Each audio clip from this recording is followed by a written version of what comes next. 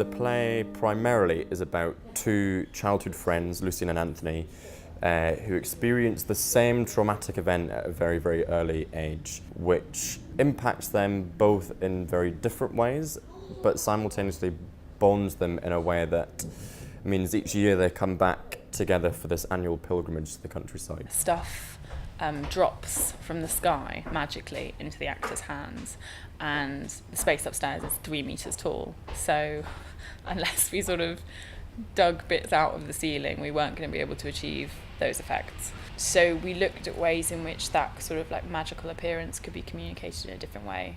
But we wanted to create a space which felt connected and ever so slightly dangerous. So we have both water around the set and electricity dangling from the like filament bulbs dangling from the grid as well. The project was first sold to me as trying to make fringe theatre better than your standard fringe theatre show, and trying to elevate the production values to something that makes someone walk into a tiny pub theatre and come out feeling pretty euphoric and blown away. There's a lot of tension bubbling on the surface, which is very much linked to electricity and water and sort of tidal movement, and I definitely think the sound captures that. It's been quite exciting sort of working with movement and gesture to get that to come out. The main thing that I have changed is the gender of one of the characters. So certainly with Harvey Weinstein and certainly with a lot of male-driven narratives that dominate theatre, I think any opportunity that can be made to support not just female actors but just female creatives and female artists into positions where they've got a lot more influence and they've got a lot more power, if that opportunity arises, I don't see why it shouldn't really be taken.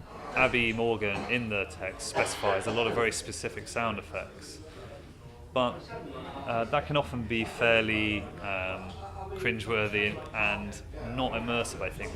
If you have, say, a specified sound direction as a crash from a kitchen, you always know it's a sound effect, you can't replicate that. So what I like to do, and what's been really exciting in this project, is blurring the line between the music and the sound.